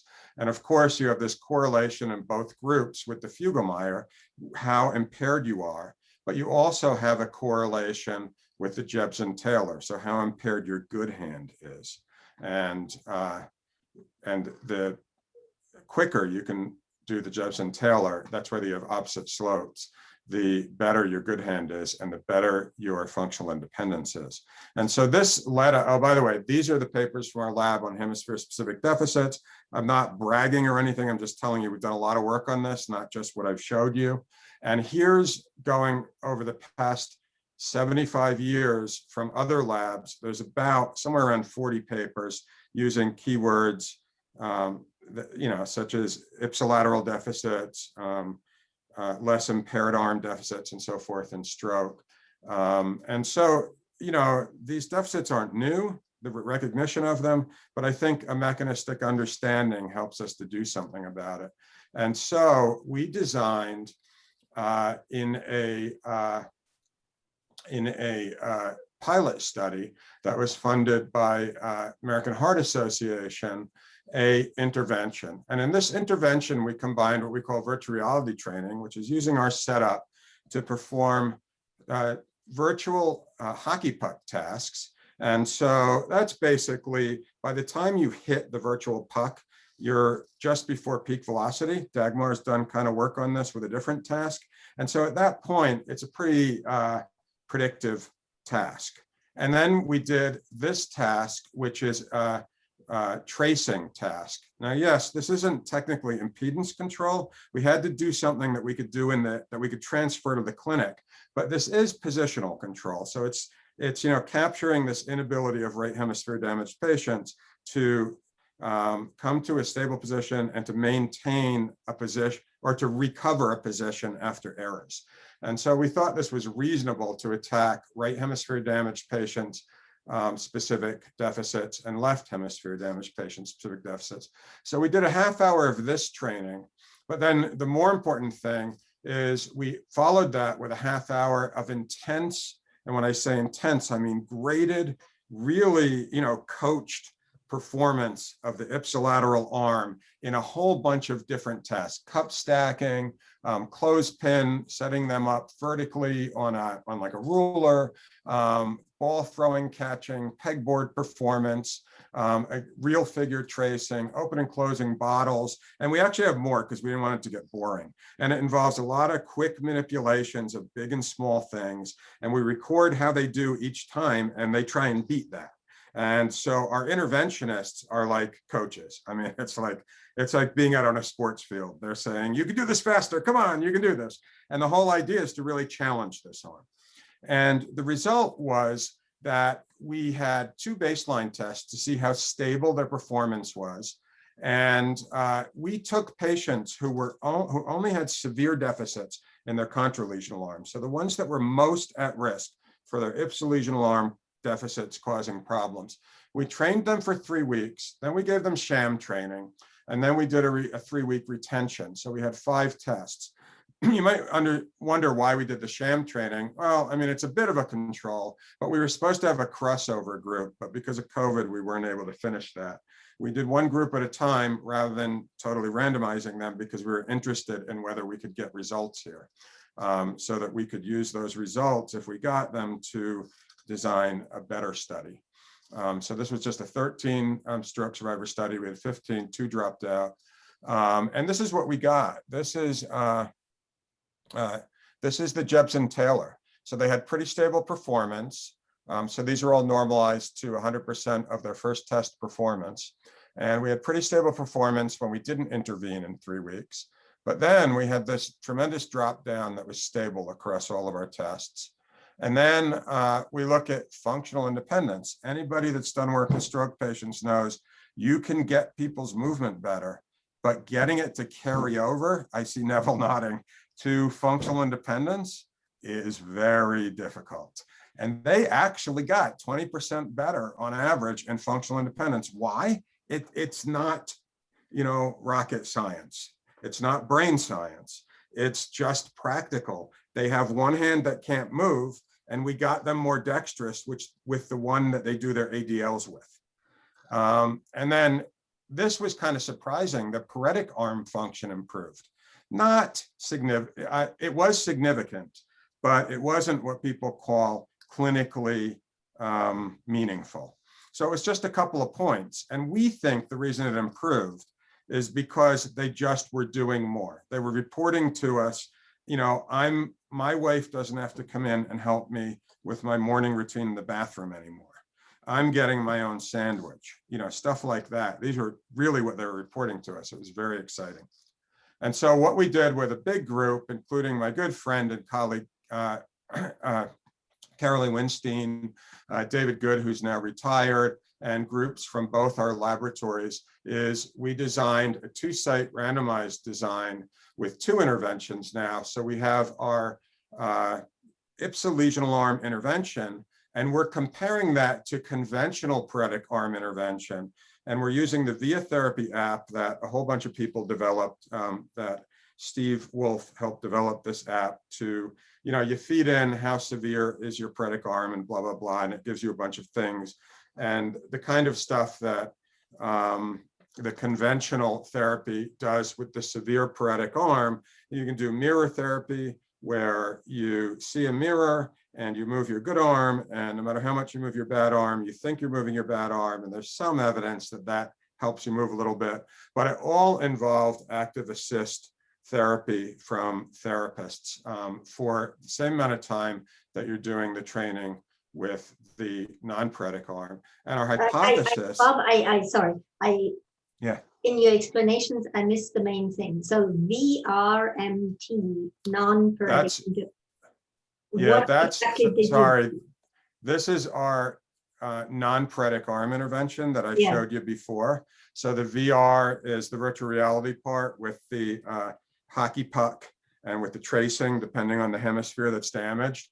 And then the manual dexterity training, the MT part, is those real life tasks that are very challenging.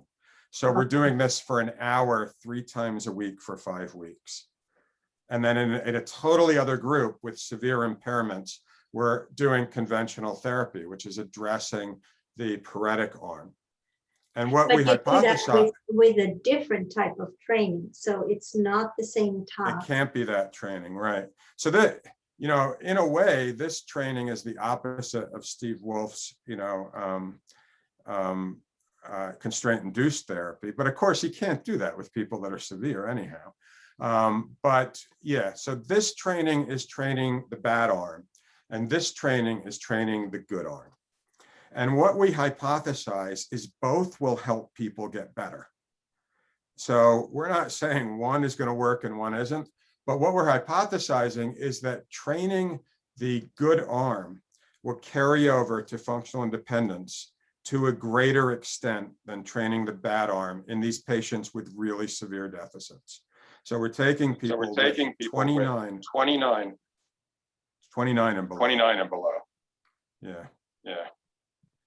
So these people can't open and close their hands. So this is David. Can you guys hear me? Your audio. David. I can't hear you now. David.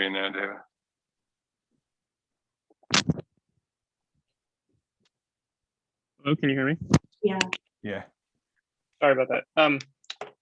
So I totally buy the story. I mean, we see in our own data. I totally buy the story that the good arm that the good arm in stroke is actually bad. And then I totally followed the part in the beginning where you talked about the good arm is probably bad in a hemisphere dependent way. Have any of your studies given insight into what the mechanism of the good arm being bad might be? Is it that the motor system is bilaterally expressed, and so there? But because I haven't, I've read your work and I've been following, but I still can't come to a good understanding of why the good arm is bad. Yeah. So this is our hypothesis. I'm going to go back to it. This is our hypothesis that normally you have two sides of your brain contributing. I mean, most people think from, from Kuiper's work, the great work, Kuiper's, Lawrence and Kuiper's, you think about direct innervation. And when you think about direct innervation, you think about these big arrows here, and even, people that work, I'm not sure, Aaron, about non-human primates, but I know from my colleagues that work in cats that even ipsilateral corticospinal projections cross for the most part in the spinal cord.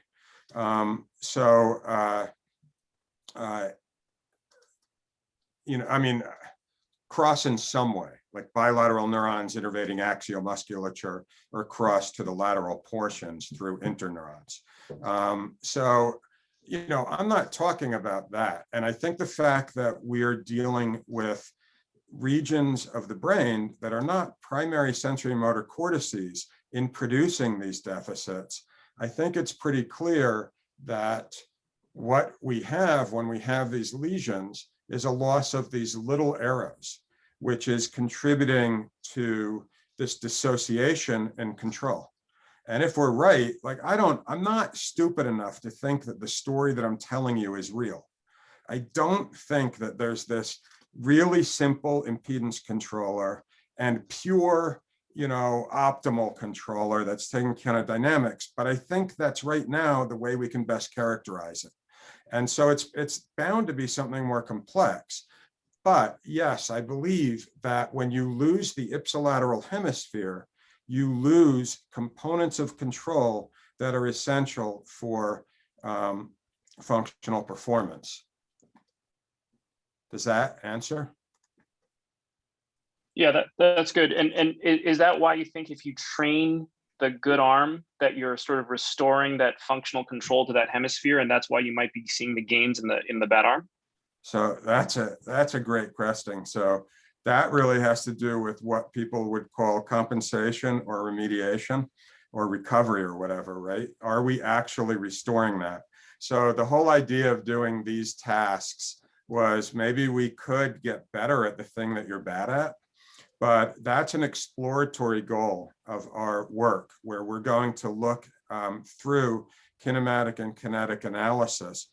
Once people get better with their ipsilegional limb through training, we're going to try and determine whether they actually got better at those components of control, which before they showed as deficient.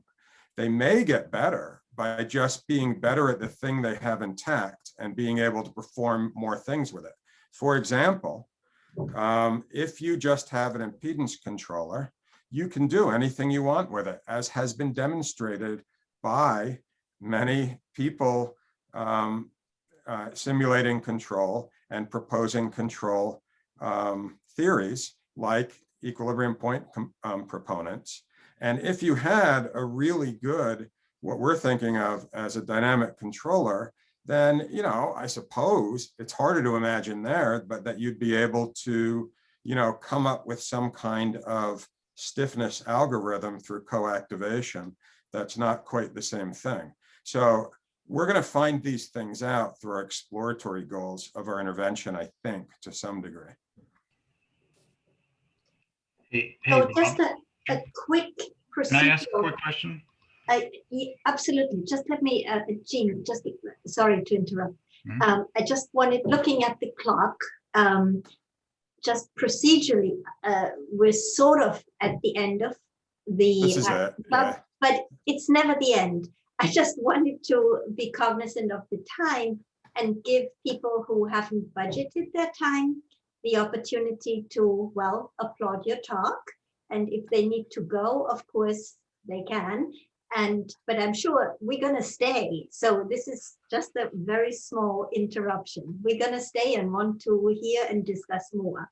I just wanted to give everybody maybe the opportunity to bow out if they haven't budgeted the time, and applaud you. So thank you, Bob. Thank you. Am I still screen sharing? Yep. Does anybody know how, since you can see my screen, do you know how I turn this off? Screen sharing? At the bottom, screen share. It's green, Oh, Bob. you know what? Yeah, sorry about that. I got rid of my little control thing there. Okay. Are you using the right arm? I always use the wrong arm. So, Bob. Sorry, I didn't mean to blow through that so quickly. I probably put too much in there and I wasn't as considerate as I should have been to. We still have questions 20 minutes going to on. grill you. So Okay. it's not Please meant do. to stop you or us. So Gene. Please do. Yeah, so Bob, really cool stuff. I'm thinking back on your overarching message here that, and I know that you are making it with a big caveat, right? That you have a dominant and dominant controller, and it's overseen by one hemisphere versus the other hemisphere with the either the crossover arrows or the ipsilateral arrows, the little ones, right? But have you given thought? I would argue that maybe the problem is not just in those descending projections. I would argue that there's got to be a lot of crosstalk between the left and the right hemisphere so that each one knows what the other hand is doing or intends to do. And so maybe there's a problem in the hemisphere being able to predict what the other one is doing just because of faulty information. Yes, absolutely. First of all, I probably shouldn't use those arrows to the hand like that. I'm not dealing with corticospinal or corticobulbar projections at all. I'm talking about connections between the hemispheres at these various regions that are lateralized. And yes, I absolutely think that, for instance, when we end up with the inability to adapt to a visual motor rotation with posterior parietal lesions only in the left side, well, where does the adaptation come from when you use your right hemisphere? I think it comes from the left hemisphere playing a major role there and providing that information to the right posterior parietal cortex, which is probably doing something complementary to that kind of mapping, but I don't know what it is. There's been a bunch of fMRI work on this, paradigm, visual motor rotation paradigm that you're probably aware of. Early on, Clower showed that both sides light up when you use the dominant hand. So, the idea that this is just one side or the other, I don't think that's true, but I think what lateralization is, like, think about language, right? So we know a lot about lateralization of language. If you have a lesion, posterior superior temporal lobe in the left side, and you're left dominant for language, as like 97% of people are, then you're going to have a problem finding words with your lexicon, your syntax. But your right side, the same areas, you have this rudimentary ability to, I'm talking about Gazzaniga's work, Spiri's work. You have this rudimentary ability to identify objects with word-like symbols. But what you lose there is your ability to express and interpret emotional context, which is extraordinarily important for communication. And the two work in synchrony, And so that's the way I'm picturing this system. It's just that we have two hands. So for some reason, one hand doesn't perfectly access both the way that our oropharyngeal and cognitive system accesses language. Yeah. But I do have, I'll just say one thing about that. I actually think that there's an advantage to having an asymmetry in the arms, and that has to do with the cost of decision making. So since this is just a crap theory that I have nothing but logic to support. But the idea being that, it's answering the question, why don't we have two hands that are good at everything? And, you know, a lot of people will say, well, the right hand has better sensory motor access to the left hemisphere. Well, yeah, that's true. But why do you need that direct access? Because the things that we're identifying are not direct, you know, to the spinal cord. But I think that if you have to sit around and decide which hand you're going to use to, you know, throw the spear, for instance, and which hand you're going to use to stabilize this or that thing, then that reaction time cost may be, you know, fatal. So, you know, I don't think it's unreasonable to expect that cognitive costs might have led to the asymmetries in the access that we have. No, that's all good. I actually think the split brain studies would be really cool. A split brain population would be really cool for your paradigm here. Yeah. Do you have access? Yeah. Do you have you tried this in the lower limbs at all? Is this type of control policy unique to the upper limbs? I mean, the lower limbs have completely different wiring and a completely different behavioral. So there's been some studies that have, and I can't name them off the top of my head, but that have you know, shown some correlate. Or if you think about it, I mean, there's a number of things. First of all, the legs, a lot of the control is more relegated to, you know, brainstem for a lot of things we do with the legs. Now, if you look at studies of leggedness, so people have characterized it in different ways, and I think in some way it's a bit unfair. So some people have said we're going to test leggedness by having people write their name in the sand with their right or the left leg. Well, that's not something you do with your legs. So basically, you're saying, you know, do a left hemisphere thing with that effector, you know. So I don't know if those are the best ways to characterize the, you know, whether we have similar control policies. I did try. It's something that it's a pet study that I just never really did. Me and Zatsiorsky, you know Vladimir, right? Or you know Vladimir. He's not working anymore.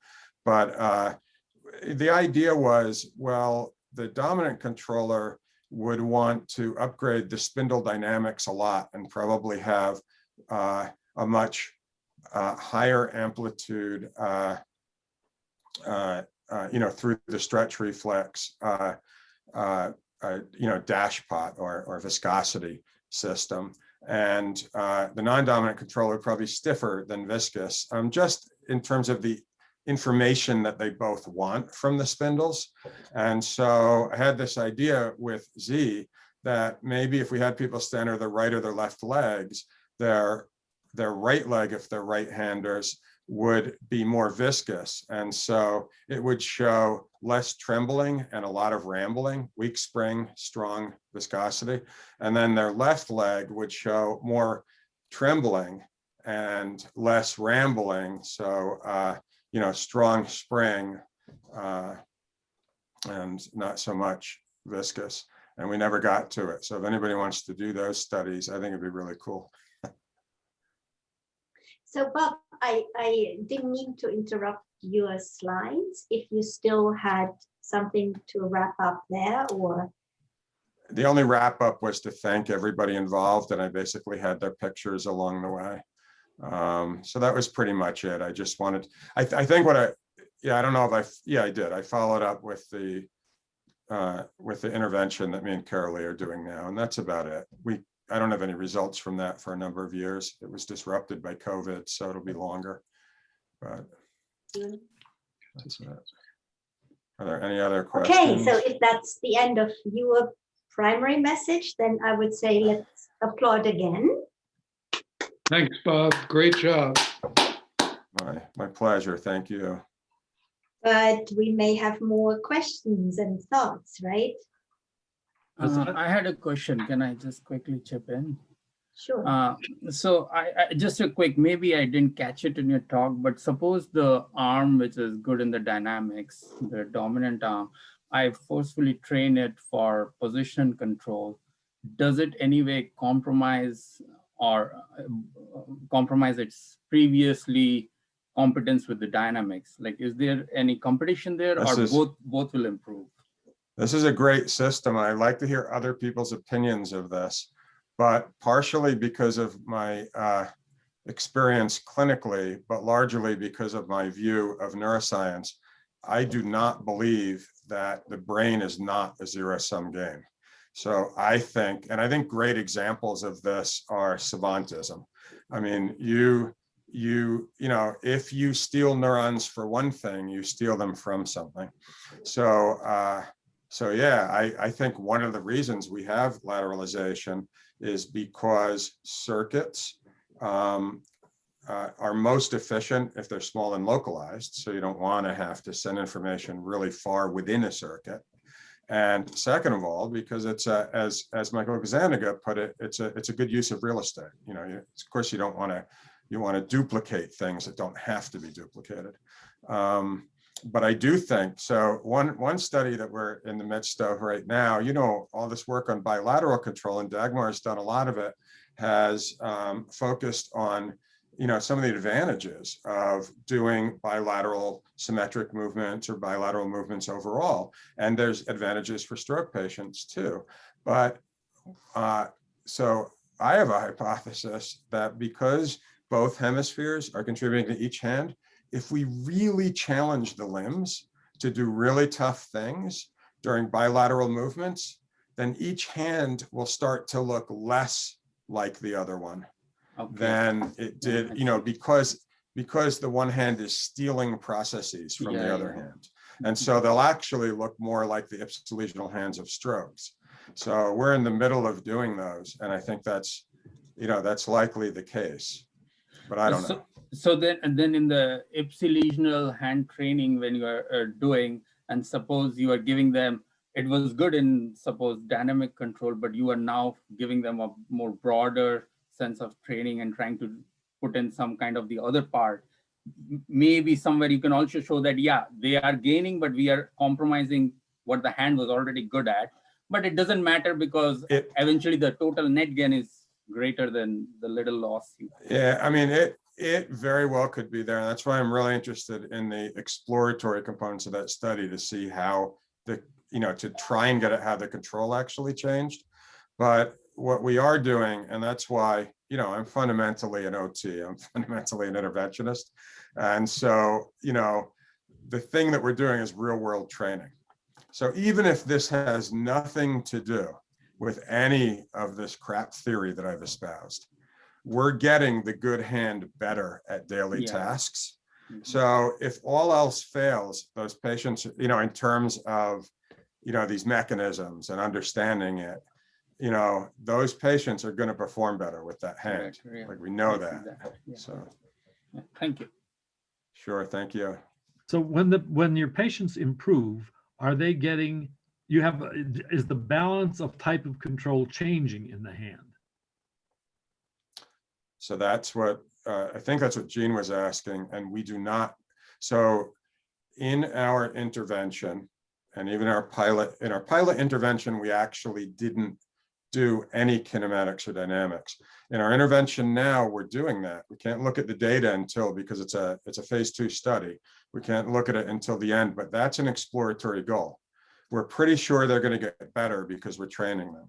Now we're going to find out whether they got better by using the thing they're good at in a more varied way, or by actually developing the thing that they're bad at. So I don't know. I'm fascinated with that, and I really don't know.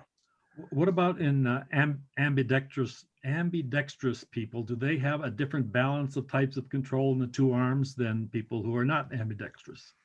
Right. So this gets to the handedness issue. So we've used for most of our studies right-handers who are pretty right-handed, meaning that, you know, I have an issue with how people measure handedness, which is a survey of tasks that you prefer one hand or the other with.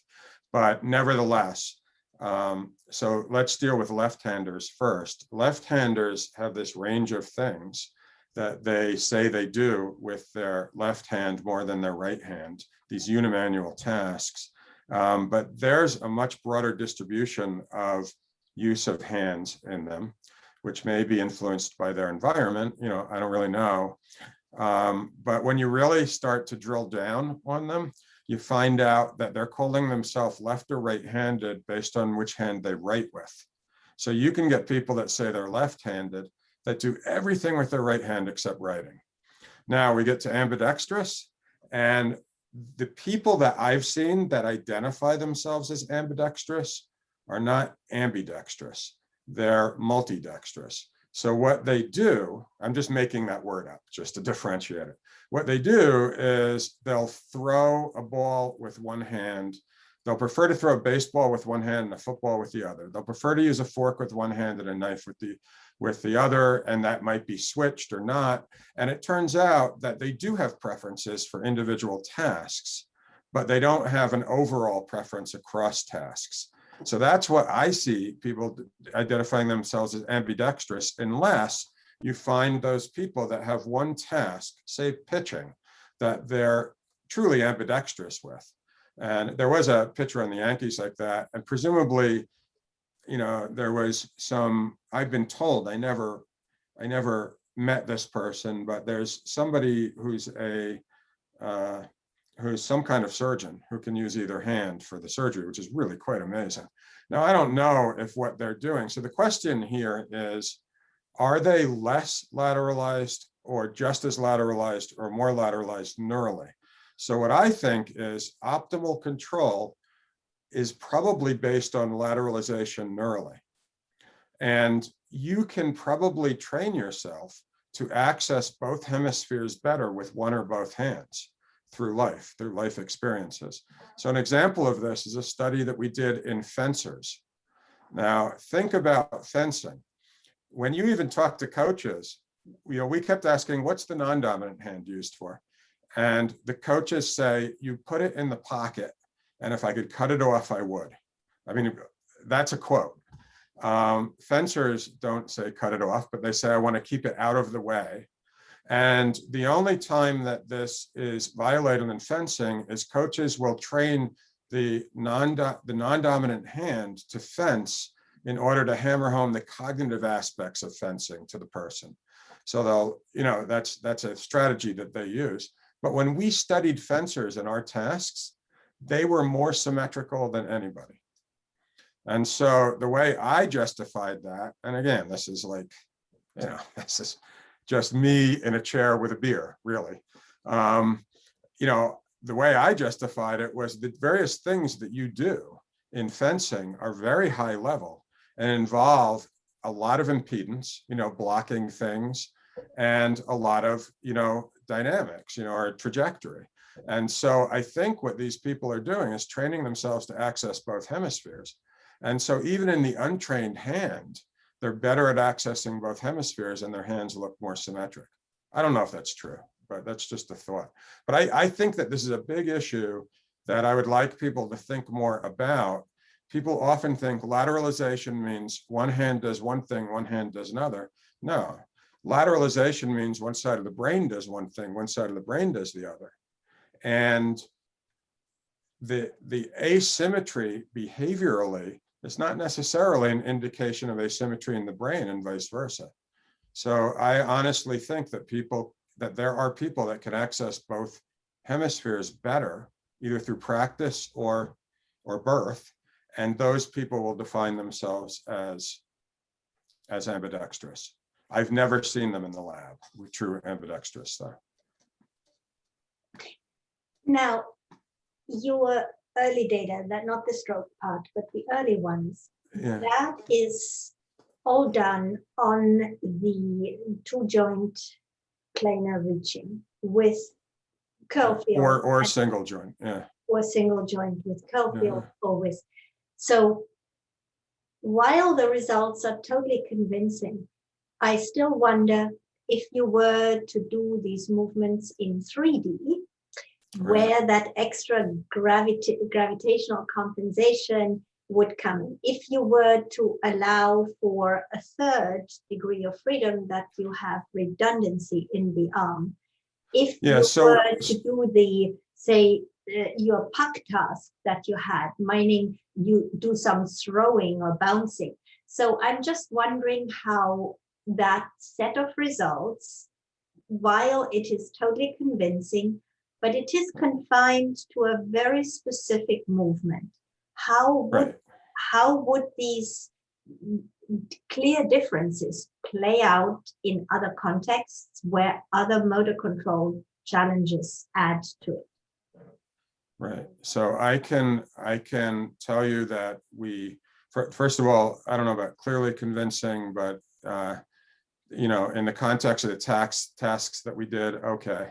I'm not convinced. You know, I think that expanding out to different types of coordination and control is going to help us a lot. So I can tell you that in the context of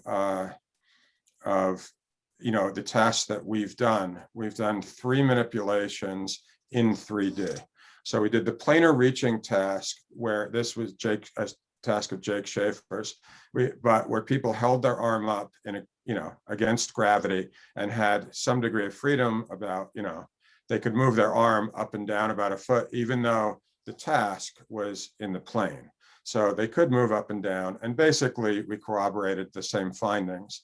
And then Tucker Tomlinson, a number of years before, we switched to a vertical plane task where you had complete freedom up until we had the display over by this shoulder. So you could move your hand, you know, you'd hit the display if you moved it too far this way. But the task was again displayed in a plane, even though it was done in 3 dimensions. Same thing. The difference was that the dominant hand was better at dealing with the configuration dependent changes in gravity that were, you know, occurring throughout the movement, which isn't that surprising given, you know, what we're saying. And then a new task that we're right now in the midst of doing, we did a cyclic single joint. It's not really single joint because it's the wrist. And as you know, the wrist is very complex, especially in terms of musculature. And so the thought here was, well, if what the dominant hand is better at is being able to make predictions about the effect of muscle activation on the dynamic system, then if we have this ability to move back and forth in ulnar and radial deviation is actually really hard. And if the people in the audience just do this and you start to do it faster and faster, keeping your arm straight so it's not bent like this, so you're in mid position with your arm, the faster you do it, the more you're going to incorporate some flexion extension. And the thing about the carpi muscles is the more you flex or extend, their moment arm in that degree of freedom increases. It's a positive feedback loop. So to be able to do this really well, you need to take account of configuration dependent changes in moment arm in those muscles. So we did this task slow, medium, and fast with the right hand and with the left. I can't even do it with my left hand. You should try it with your non-dominant hand. And the faster you go, the more you're going to circumduct, because you're going to have trouble with that. So to that degree, the same kind of scheme exists, at least for the dynamic element of it in some different tasks. You know, I would definitely love to go further and do more real world things, you know, like the stuff that you presented, incorporate, you know, manipulation, which I think is a whole new, you know, can of worms. The interesting thing about distal manipulations is that when people have looked for just lateralization, meaning just differences in behavior. So, you know, Mark with his tasks, Mark Latache with his, you know, force sharing and all that, and I'm thinking of, and Marco Santella, and also Randy Flanagan with some object manipulation tasks. It's really hard to show asymmetries, but we know, you know, that there are asymmetry. I mean, we know this. We know we have problems buttoning our shirt, you know, with one versus the other. So, you know, I think that's the challenge, coming up with quantifiable laboratory tasks where we can get to the point. I think the reason with these reaching tasks that we got to this dissociation was because we were performing kind of maximally without vision. And it was something that only came out under those conditions. As soon as you start to move slow, you don't have the asymmetries anymore. So we have to think about, you know, people that want to study this have to think about tasks that are going to bring out the thing that we intuitively know. I mean, to suggest that distal manipulations are not asymmetric is nuts. Of course they are. But there's been very few studies that have quantified that asymmetry. Okay, so time is fleeting. In a way, we should come to an end. These Zoom meetings are taxing. We've been at it for 2 hours, Bob. All right. You've been at it for 2 hours. So unless there is a burning question, I would say let's come to an end and have dinner. And Dagmar, you're just saying I shouldn't. Yeah. Yeah, I won't ask about internal models. You know, I'd love to continue this. After dinner. I'd love to continue the conversation. So maybe we I'll can email talk. you. Yeah, that'd be great. I would really like to talk more about this. Yeah, me too. But I honestly think we should close. Oh, absolutely. I agree because, with you. Yeah. Nobody should. I think in one of Woody Allen's movies, he identified my talks as political torture.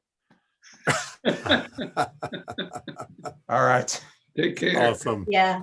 Well, Bye-bye. let me say Bye. one final note Thank you. completely about the next Action Club. It's not too many people here anymore, but I thought the virtual forum gives us the opportunity to have international speakers.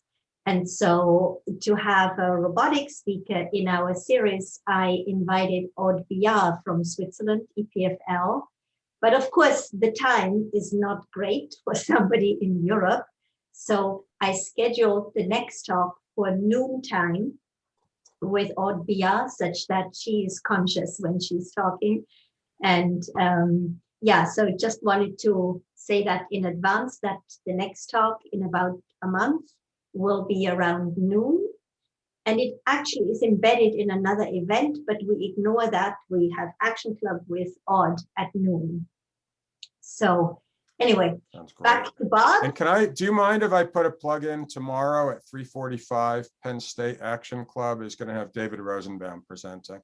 If anybody needs the link, just email me. As soon as I'm finished here, I'm driving 5 hours down to Virginia to see my kid.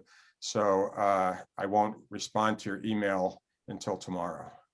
But yeah, is it the same link that I was speaking on? it's the same link. Yeah. Okay. Do you think you could just send that out to these guys? I can send it out. Yes. That'd be great. Okay, Bob. So Well, absolutely thank you. wonderful. Thank you very much. Thank you. Can't wait to have a beer with you guys sometime. Yeah. Yeah. See ya. So Avi, or